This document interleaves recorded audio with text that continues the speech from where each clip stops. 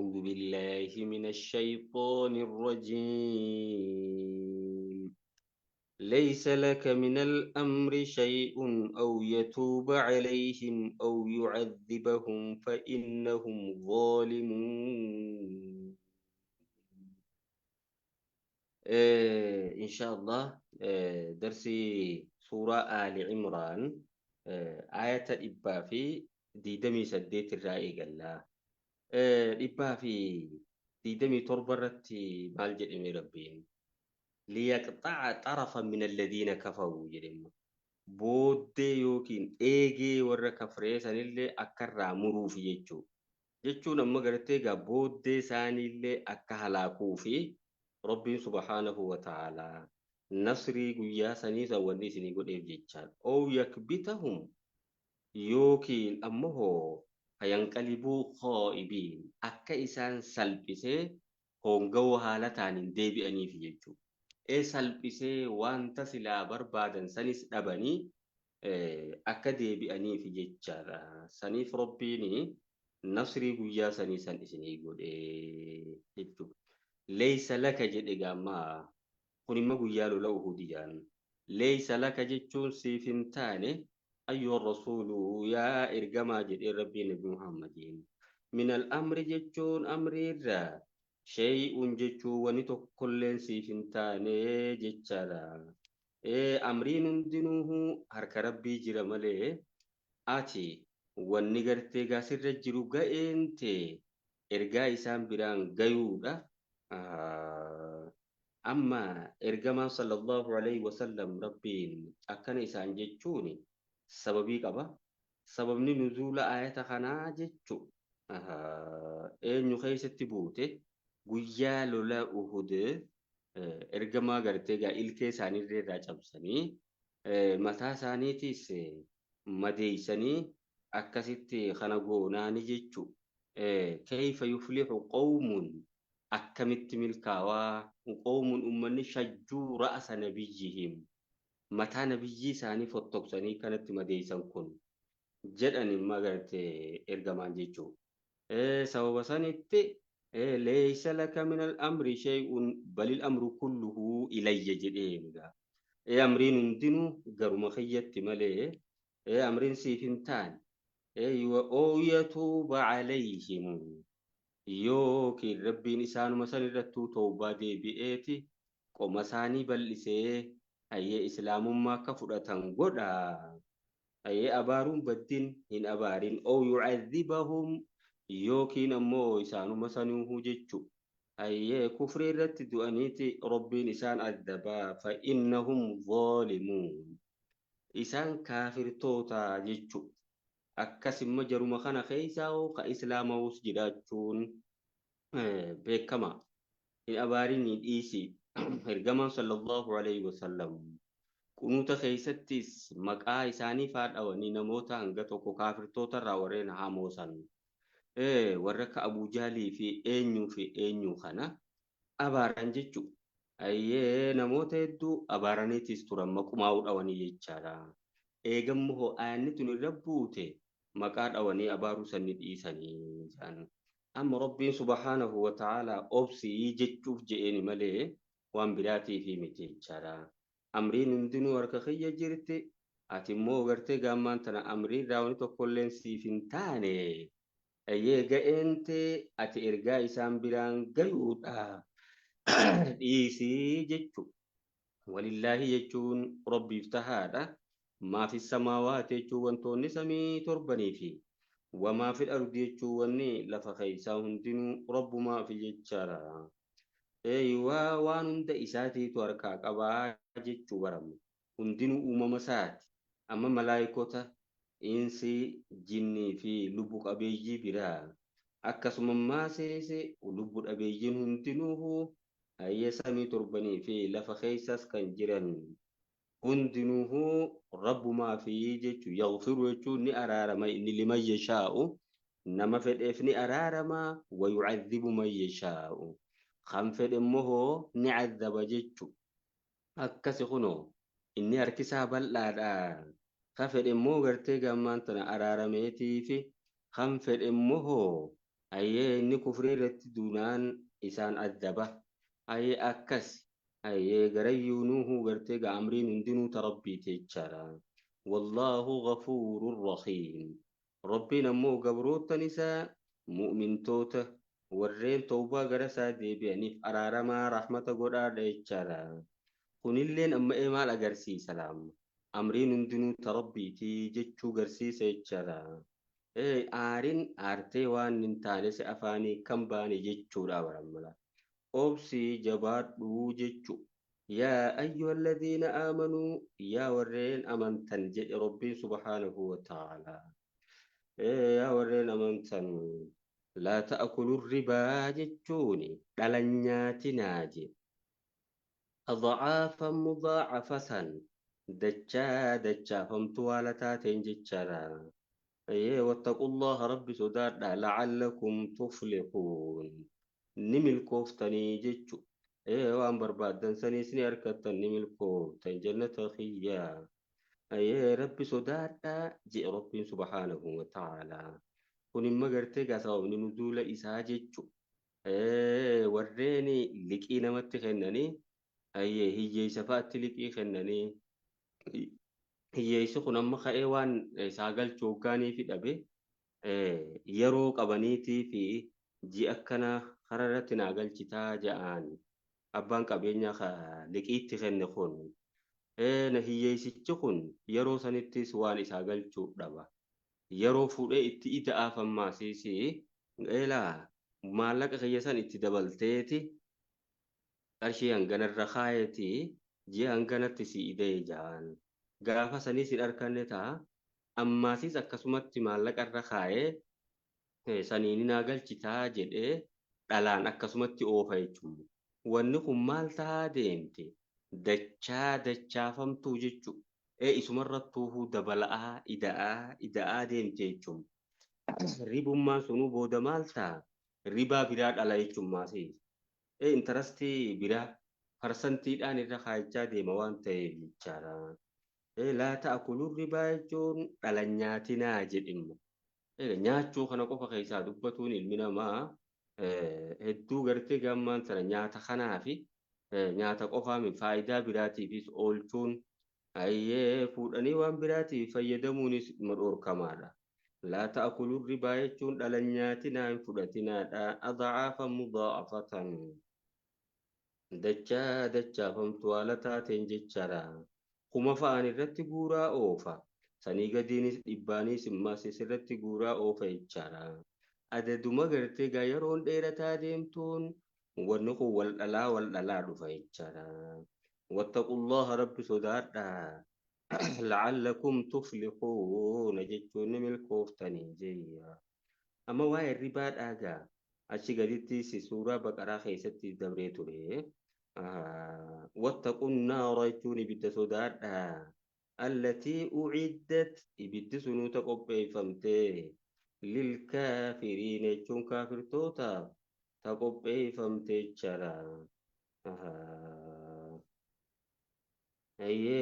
واتيعوا الله يجون جج ربي قد والرسول يجون جج إرقماتيس قد لعلكم ترحمون يجون رحمة قد أمتني يروسا يجرا سنفو وانا كنا خنا ولدت قبين خيسا خراملت ولد أنياتنا أكنت تغرتي قامان تنهوري لكينا وكنتني إرتي دبلا رد دبلا يوني في أوفتن أجج ساني فرطان جرتني لما إبداني sodaachisee jira rabbiin amma ibidda jana wattaqun naara jedhe ibidda sodaadhaa jedhee jechaadha wasaari'uu jechuun saffisaa yookiin miila fuudhaa ilaa maghfiratin min rabbikum gara araarama rabbii keeysaniitti jarjaraa jechuu garas faa deemuu qabdan malee gartee gawaan hin taane walirratti hojjechuun qabdan jechaadha gara araarama rabbiitti miila fuudhaa jenna wajannatin jechuun gara jannataatitti miila fuudhaa arduhaa jechuun bal'inni siidha assamaawaatu wal ardu jechuun samii torbanii fi lafa tana kan ta'e jechu jannata bal'inni siidha isii hangi isiin bal'attu qixa samii torbanii fi lafaa jechuun kan bal'inni kanaa dalgii isiidha akkanaa oloo dheerinni isii hokkam gaalama. Rabbi malee namni beeku hin jiru jechaadha. Uciddat jechuun ni qopheeffamte isiin sun lilmuttaqiin warreen rabbi sodaataniif qopheeffamte jechaadha. Amma duubaree ergamaan sallallahu alaihi wasallam jannatul firdawsi bakka dubbatetti wasaqfuhu arshur rahmaani jedhe. Wasaqfuhu jechuun gumbisaan isaa arshur rahmaani jechuun arshii rahmaanii jedhama. Jannanni duuba akkamitti qixuma samii torbanii fi lafa kanaa taa'amee bal'inummaan isaatu wanta nuti bal'oodha jechuutti beeknuutu isaan kana saniif gartee gaa qixuma beekumsa keenyaatiin nutti hime jechaadha. Egaa jannanni kanarra bal'oodhaa jaan dalgisiitu akkasii oloon inuu gaammaasee si hanga isiin dheeratu darajaa wal gubbatti jira miti saniinumaa wallaahu a'lam rabbumaatiitu beekaa. Yookiin ammoo bal'inni siidhaa samii torbanii fi lafa jechuun hayyee samii fi lafa jannataa san jechuma garasittichi deebifnaa jedhanii gariin ulamaaotaa jechaadha. Akkasittis maashaa Allah. Saniifuu magartee gaa jannanni waan qiimaatii miti. Gara saniititti oriyaa jechu wal dorgomaa jechaadha. Saari'uu jechuun saara'aani faacalaa sanii jechummaa. Wal dorgommii garsiise jechaadha. Gara saniititti wal dorgomaa jechuudha. Isiin eenyuuf qopheeffamte warruma rabbi sodaataniif qopheeffamti jannanni sun yaa. Alladhiina yunfiquuna mee gartee gaa warri rabbi sodaatan sun warreen akkami jennaan. Alladhiina yunfiquuna jechuun warreen kennatanii warreen baasanii qabeenya isaanii. Karaa sirriidatti fissarraa'i jechuun gammachuu keessattii fi waddarraa'i rakkina keessattis jechaadha. Fissarraa'i jechuun gammachuu keessattii fi waddarraa'i gadda keessattis jechuudha. Gaddaa fi gammachuu keessatti yookiin fissarraa'i jechuun bal'ina keessattii fi waddarraa'i rakkina keessattis warreen baasanii jechuu qabeenya isaanii. Kakennatani karaa rabbiitiin wal kaadhimiina al-ghayza isaan dallansuu liqimsanii jechumaas muttaqtoota san himuu jira bara. Warri rabbi sodaatan sun qabeenya isaanii gammachuu fi gadda keessattis akkasuma ammaasiis bal'inaa fi rakkina keessattis isaan kennatan saniif qopheeffamte. Wal kaadhimiina al-ghayza jechuun warreen dallansuu liqimsan saniif qopheeffamte. Odootuma gartee kafalatuu danda'anii dallansuu liqimsan. Wanta tokko oduma gartee isanirraa kafalatuu danda'u. Kun immoo gaa makaarimul akhlaaqi faman i'tadaa alaykum fa'taduu alayhi bimisli ma i'tadaa alaykum jechaan. Nama tokko ka isinitti daangaa dabree isinirratti waan hin taane hojjete irraa kafaladhaa fakkaatuma waan inni isinirratti hojjetee saniin jechuudha. Qixuma gartee gaa inni isin miidhe sanirraa kafaladhaa jechuudha. Akkas sun bayaan aljawaazi kafalatuunis danda'ama. Garuu immoo dallansuu liqimsanii dhiifama namaa godhuu kanaatiitu irra jabaadha makaarimul akhlaaqi jechaadha. Walcaafiina aninnaasi warreen namaaf irra dabran saniif qopheeffamte. Wallaahu yuhibbul muhsiniin. Rabbiin warreen dalagaa gaarii hojjetan warra ibaadaa tolchanii hojjetan san jaallata jechaadha. Warreen namarrattis tola oolan san jaallata jechuudha. Egaa muhsintootaa jechuun warri isaan suni walladhiina idhaa facaluu ammaasis warreen hoggaanii fi hojjetan faaxishatan jechuun hamtuu takka hoggaa hojjetan ظلموا أنفسهم yookiin hoggaa lubbuu isaanii miidhan jechaadha. Macsiyaa takka hojjechuun zakarullaha jechuun warreen rabbi yaadatan sani jechuudha. Isaan saniif qopheeffamtee jechuudha jannanni sun yaa. Astaghfaruu jechuun araarama kadhatanii rabbirra araarama barbaadan dhunuubihim. Balleessaa isaanii san rabbirra araarama gaafatan waman yaghfiru dhunuuba qaa'iliina jechuun jedhanii waman yaghfiru dhunuuba jechuun inni dilii namaa dhiisu hin jiru illallahu jechuun Allah malee akkas jedhanii tilhaama.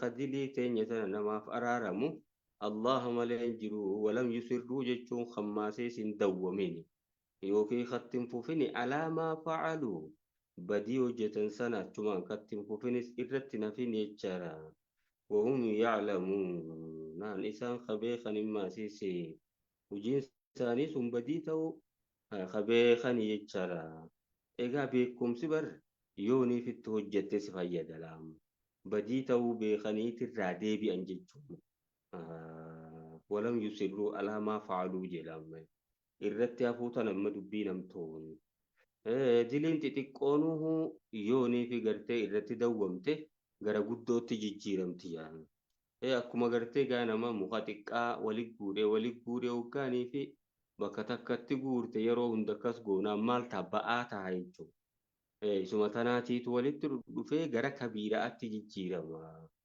israarri jiraannaan irratti dawwamuu hin jiraannaan ifeeggatu barbaacha irraa toobataa deemuu barbaachisa jechaadha.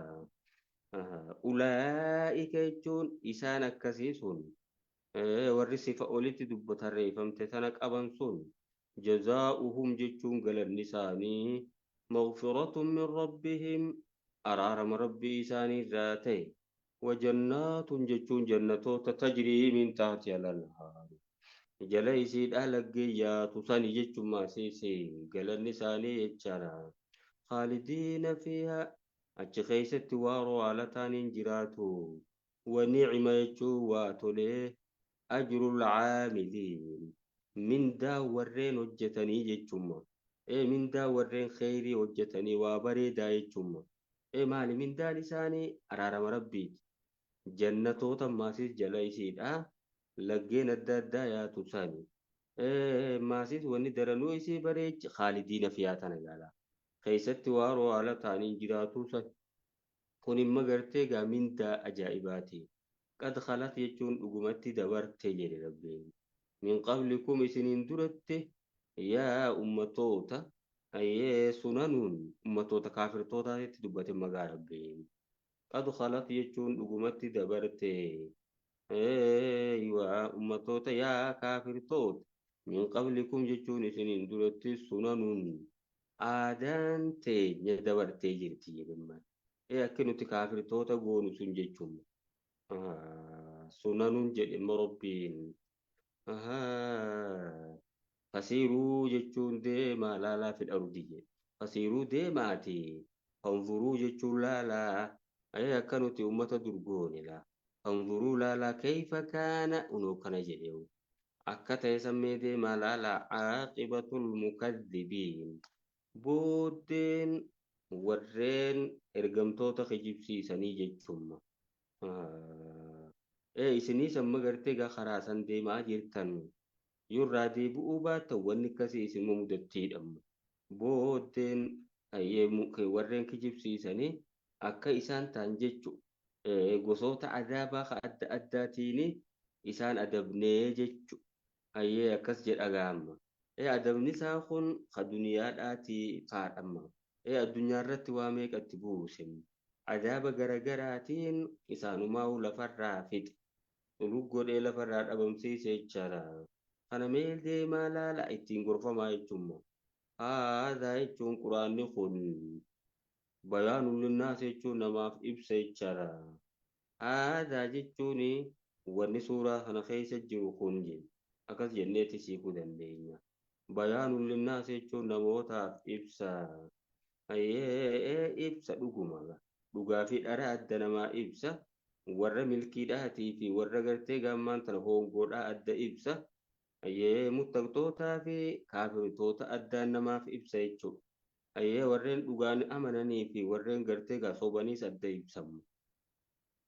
Bayaanul linnaas jechuun namaaf ibsa. Wahudan jechuun qajeelfama maasiif wamu'izatun jechuun gorsa. Lilmuttaqiin warreen rabbi sodaataniif gorsa jechaadha.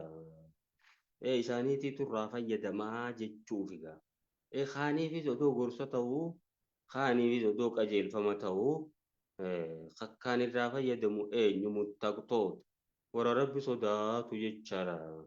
Walaa tahinuu jechuun hin laafinaa jedhe rabbiin subhaanahu wa ta'ala. Walaa tahzanuu jechuun hin yaaddawinaa وأنتم الأعلون إسنماتيتو إنجفتودا وأنتم الأعلون يجوني إسنماتيتو الرأولي كافرتوتا خنر إسنماتيتو الرأولي يجارا إن كنتم مؤمنين يو مؤمن توتا تاتا إسنماتيتو الرأولي إسان سني أولي يجارا إلا فينا كان جتني ولا تهنوني كن مغرتي قالا فينا قامات ولا تحزنون أمه أي كن ما سلا فينا قلبي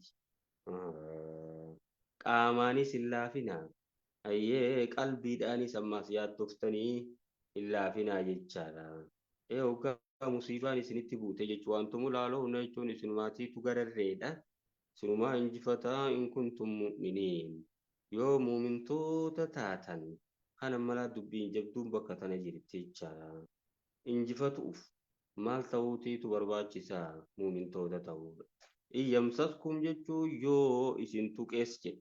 Amma walaa ta'inuu walaa tahazanuun kun guyyaa lola uhudii sanirratti buute laamma. Namoota hedduu dhaatiitu duraa dhume laamma. Musiibaa dhaatiitu isaanitti bu'e jechaadha. Tammoota muslimtootaa tunga akka fedhees ta'u illaa ihdal husnayeyniidha. lamaanuu kheyru malaam lamaanuu bareedduma jechaadha ka jihaada irratti du'ees shahiide ayyee yoo gartee injifatee sammaasees injifannoodha iyyamsaskum jechuu yoo isin tuqees qarhun jechuun madaa yoo guyyaa lola'uut kana isin tuqeesi faqad massal qawma jechuun ummata kaafirtootaa saniis tuqee jira qarhun misluhu madaan akkasanii madaan akka arraan tana isin mudatee kun jechu akka guyyaa lola uhud isin mudatee kun guyyaa lola badri ummata saniis kaafirtoota saniis tuqee jira jechaadha watilkal ayyaamu jechuun guyyoota lolaasan nudaawiluhaa jechuun isiin naanneessina beeynan naas jechuun jidduu namootaatitti ni naanneessina wanti magaalaa ayyee faraqaa takka achi faraqaa takka as jechaadha injifannoon guyyaa garii sanii guyyaa garii kana jechuun akkanuma gaalola jechuun maa nuti laayis guyyaa tokko tokkootiitu injifata guyyaa tokko immoo tokkootiitu injifatama akkasuma akkasitti deemti jechuun maanu dabaree alarbu si jaaluun akkuma jaamusanii lolli gartee gaammaan tana dabareedha watilkal ayyaamu nudaawiluhaa bayna annaasi ayyee guyyaa lolaa san nudaawiluhaa isin naanneessinaa bayna annaasi jidduu namaatitti jechaadha yeroo hunda silaayyoo tokkummaan injifateetuma wanna ta'e lolli nu eeysa jirtire tokkorra aanee fudhate waa takka ulee jechaadha garuu immoo warra wal lolu kana jidduutti lolli okoleedha jechuun akkuma gartee gammaan tana faraqaa takka kanaa fuudha faraqaa takka kaantu fuudha akkasuma jidduutti deddeebi'aa deemte jechaadha waliya'lama jechuuni وإنما فعل ما فعل ربين وان قرتي يا أهود سن هجتي سواني هجتي في ليعلم جتشو أكا بيخوف وليعلم الله ربنا كبيخوف الشرع الذين آمنوا ورين أمنا أكا بيخوف ربين دوبا كانتون من بيخوري لولا ندون تاني كرمتوني بيخا أما خن علم ظهور مع الناس جتشو وليعلم الله ربنا كملسو عبد الله بن عباس كجريه أكم لسوف الذين آمنوا ورين دغانا من سنة كم لسوف ويتخذ منكم إسن الرئيس كغرتو في شهداء يجو وريغم توتا إيغا يوغرتي إسني سكنتي ديريلو لارتي وندو إن شهيد ما نيسا يرتيغا إيغانا خيسا واحد دو جريجو رابرام ويتخذ منكم شهداء إسن الرئيس وريغم توتا ربي نكا غرتو في ونقويا سوان سمتي يجو والله لا يحب الظالمين ربي كافر توتن جالة يجارا إيغا قويا لولا أودكنا أكاسيت إسن انجفتو داف أكوار ربي كافر توتا جالتو أكاسي يادون قبونا مهني غرين إيغا ريتو كاس يادمالي مسلم توني تلاي واكاسنجو ورّي إيمانا خيسا جبار واكاسنجو يجارا إيغا قويا كن قويا لولا أهدي جرانو guyyaa akkasitti dhaadate Abii Sufyaanuu jechuun jiraadha. Yoomuun biyoomiin jedhe laamma. Yoomuun jechuun guyyaa lola Badrii Uhud kun biyoomiin jechuun guyyaa lola Badrii saniini kafalame. Egaa guyyaa san isintu gartee nu injifate arrammoo dubbiin teenya jechuudha. Akkas jedhee inumaahuu gartee gaa mirriksee jedhan ucluu hubal jedhee wanta gabbaru san ucluu ol ta'e yaa hubal jedhee dhaadate. Inni ergamaan sallallahu alaihi wasallam saboo namicha kan nurraan deebiftanii fi jedhan. Maal jennee deebifnaa jedhanii gaafannaani. Allahu a'laa wa ajal jedhaa deebisaaf. Rabbumaatiitu hundaa olii hubalteeysanii miti. Wa ajal jechuun isaatiitu hundarra gudda'a. Inna lana al-cuzzaa walaa cuzzaa lakum jaammaasinni. Nuti cuzzaa qabnaa isin ammoo cuzzaan qabdanii. Ergamaan sallallahu alaihi wasallam deebisaaf jedheen saniis. Maal jennee deebifna jennaan Allahu mawlaana walaa mawlaa lakum. Allahni mawlaanaa jechuun tumsaa keenya. Isin ammoo tumsaan qabdan jechaadha. Waa akkas ja'a deebisaaf jedhee akkasi gaa alharbu si jaaluun jechuun akkasi deemtii dubbiin guyyaa tokko kana guyyaa kan kaani akka okoleetii jechuu. Kanaa jecha wanni biraa akka isin keessan dhufne. Isii tana duuba hikmaa hedduu jira. Warra dhugaan amanan faadha Rabbiin dirreetti baasee mul'isuufi. Ammaasis shuhadaa'ota godhatuufi isinumarraa sadarkaa shahidummaa guddoo san akka harkatuuf gariin keessanii jedhee rabbii waan hojjetu hikmaaf hojjeta. Hikmaa ajaa'ibaatiitu duubarra jiraata malee kanatti hojjetu jedhe gaa'ee maashaallah. Darsiin teenya taarraan tana fakkaatti warra waan barateen fayyadamu rabbiin waa godhu. Addunyaa tana keessatti warra nafsiyyaadhaa fi shayxaanaas injifatee rabbiif jecha waan hojjetu rabbiin waa godhu. الرابع سمت الأبناء وصلى الله على نبينا محمد وعلى آله وصحبه أجمعين. السلام عليكم ورحمة الله وبركاته. وعليكم السلام ورحمة الله وبركاته. جزاكم الله